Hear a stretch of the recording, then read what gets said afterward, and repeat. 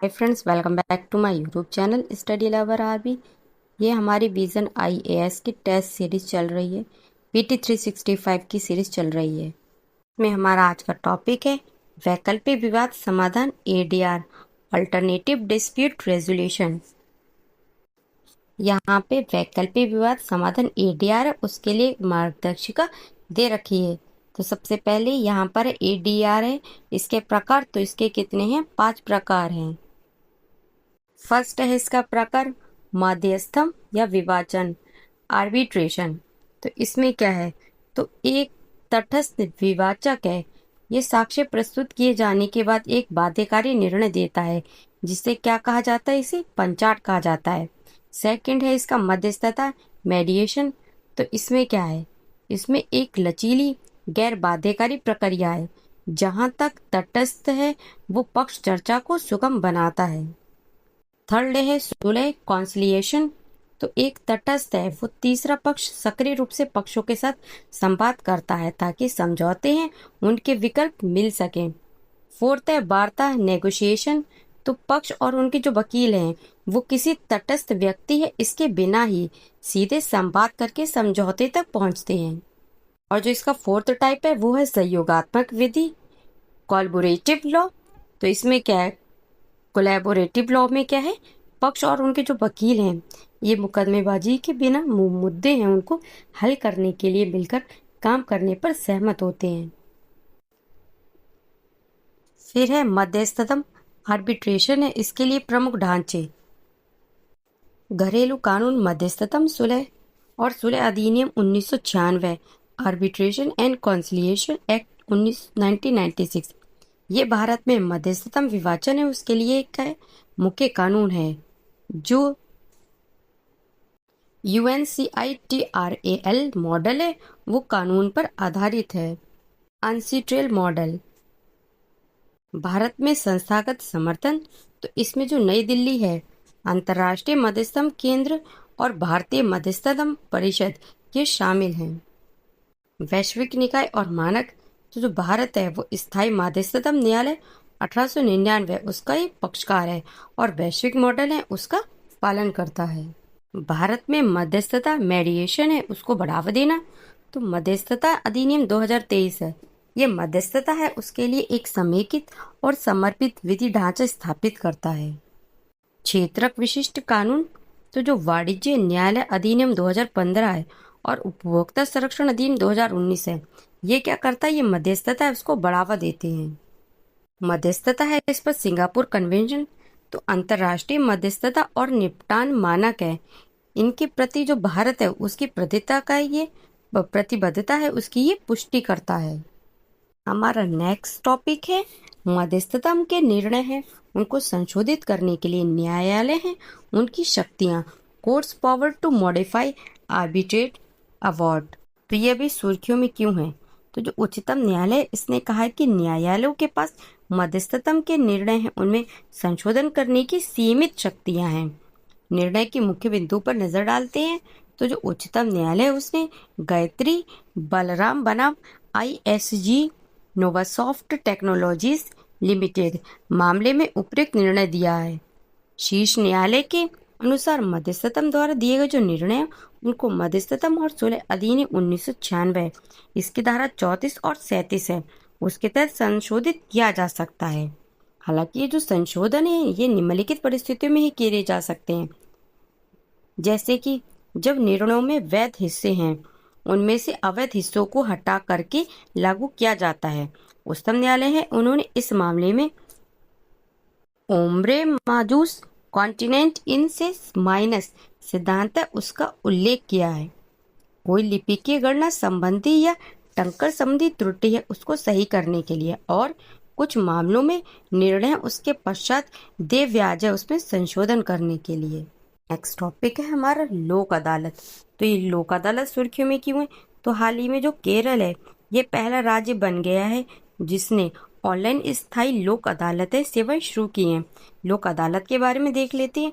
तो जो लोक अदालत है ये वैकल्पिक विवाद समाधान तंत्र है। गठन की बात करें तो इसे विधिक सेवा प्राधिकरण अधिनियम 1987 है, इसके तहत सांविधिक दर्जा प्रदान किया गया है। वर्ष 2002 है, उसमें इस अधिनियम में संशोधन करके जो लोकहित वाली सेवाएं हैं उनके लिए स्थायी लोक अदालतें गठित की गई थी। ये जो अदालतें ये प्राकृतिक न्याय के सिद्धांत है उस पर कार्य करती हैं। कौन से न्याय पे सिद्धांत पे कार्य करती है? प्राकृतिक न्याय के सिद्धांत पर कार्य करती हैं। शक्तियों की बात करें तो जो लोक अदालत है ये सिविल प्रक्रिया संहिता CPC 1908 और भारतीय साक्ष्य अधिनियम 2023 है, उससे बाध्य नहीं है। इसे सिविल प्रक्रिया संहिता CPC 1908 है। इसके तहत दीवानी न्यायालय उसके समान शक्तियां प्राप्त हैं। इसके निर्णय अंतिम और सभी जितने भी पक्ष हैं उन पर क्या होते हैं? बाध्यकारी होते हैं और इसके निर्णय उसके खिलाफ कोई अपील है वो नहीं की जा सकती है। लोक अदालत है उसको संदर्भित मामले में शामिल है। तो क्या क्या शामिल है? किसी भी न्यायालय में लंबित कोई भी मामला, कोई भी विवाद जो किसी न्यायालय के समक्ष नहीं लाया गया हो और इसके न्यायालय में दायर किए जाने की संभावना हो आदि। इसके दायरे में आने वाले जो मामले हैं उनकी प्रकृति और स्वरूप तो कैसा है? वैवाहिक विवाद, संपत्ति विवाद, मोटर दुर्घटना दावे, भूमि अधिग्रहण आदि, ये सब इसके दायरे में आते हैं। प्रथम लोक अदालत कब आयोजित की गई थी? तो ये 1982 में जूनागढ़ गुजरात है उसमें आयोजित की गई थी। नेक्स्ट है सुर्खियों में रही मुख्य शब्दावलियां या पहले की टर्म्स इनिशिएटिव्स इन न्यूज। तो इसमें सबसे फर्स्ट है विलय का सिद्धांत, डॉक्ट्राइन ऑफ मर्जर। तो ये क्या है? तो हाल ही में जो उच्चतम न्यायालय है उसने स्पष्ट किया है कि विलय का सिद्धांत है वो एक कठोर और सार्वभौमिक रूप से उपयोग होने वाला सिद्धांत नहीं है। विलय के सिद्धांत के बारे में देख लेते हैं। तर्क, इस सिद्धांत है उसके अनुसार एक समय में एक विषय पर एक से अधिक डिक्री या आदेश वो लागू नहीं हो सकते। उपयोग की बात करें तो ये इस पर निर्भर नहीं करता है कि अपीली अदालत है उसने निचली अदालत है उसके फैसले या डिक्री की पुष्टि की है, उसे संशोधित किया है या उसे उलट दिया है।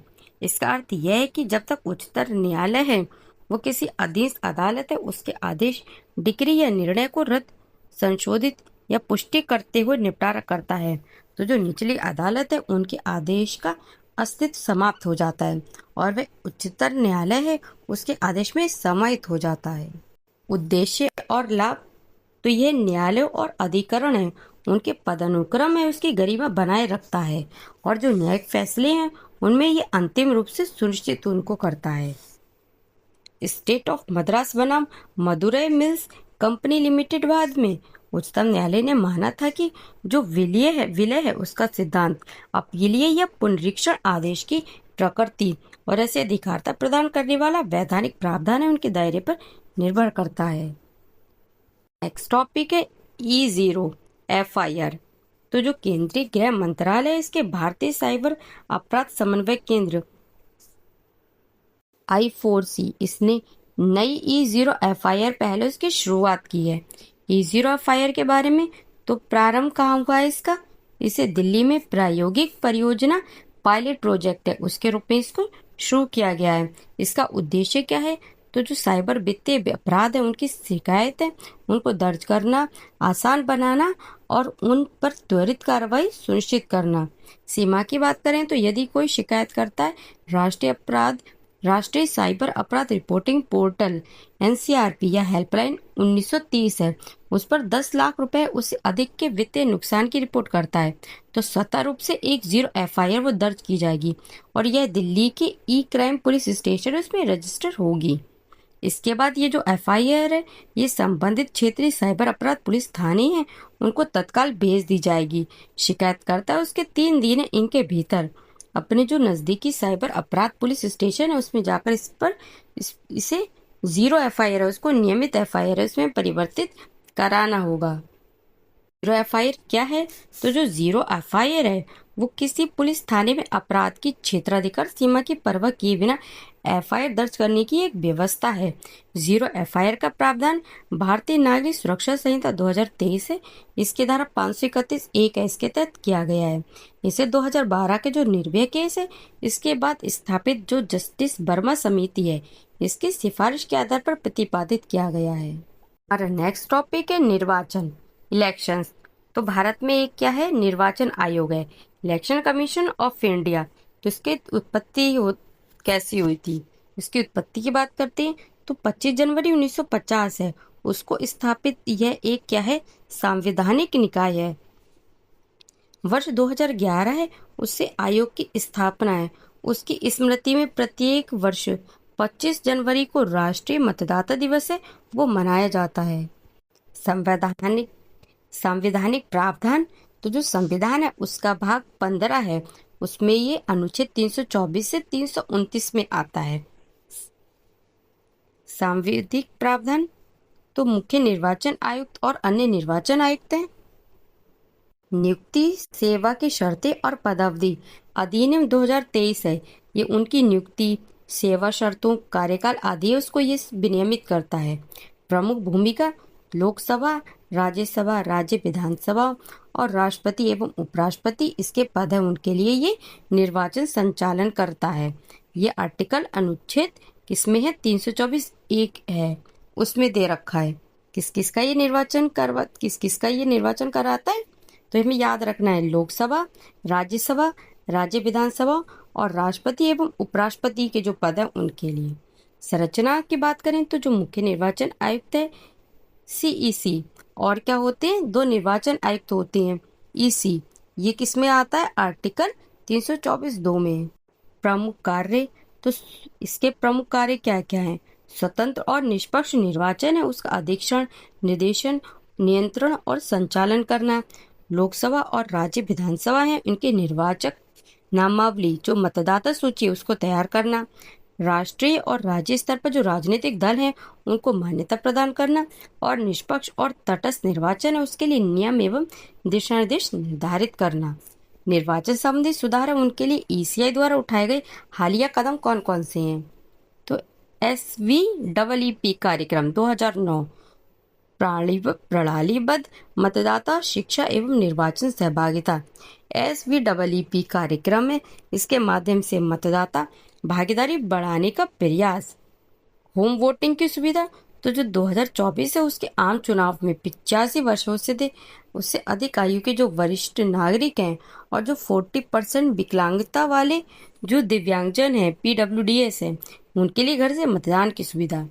डुप्लीकेट मतदाता पहचान पत्र, उनका उन्मूलन 2025 UIDAI है उसके सहयोग से। दोहरा मतदाता पहचान पत्र उसको हटाने 2025 है, इसकी प्रक्रिया चल रही है। निर्वाचन सुधार है उनके लिए महत्वपूर्ण न्यायिक निर्णय, तो association for democratic reforms ADR बनाम भारत संघ 2002। तो इस निर्णय ने उम्मीदवार उनके लिए अपनी आपराधिक, वित्तीय और शैक्षणिक विवरण का खुलासा करना अनिवार्य बना दिया। इससे मतदाता हैं उनके लिए पारदर्शिता उसमें वृद्धि हुई। People's union for civil liberties PUCL बनाम भारत संघ 2013। तो इसके माध्यम से EVM है उसमें नोटा, इनमें से कोई नहीं, इसके विकल्प को शामिल किया गया है।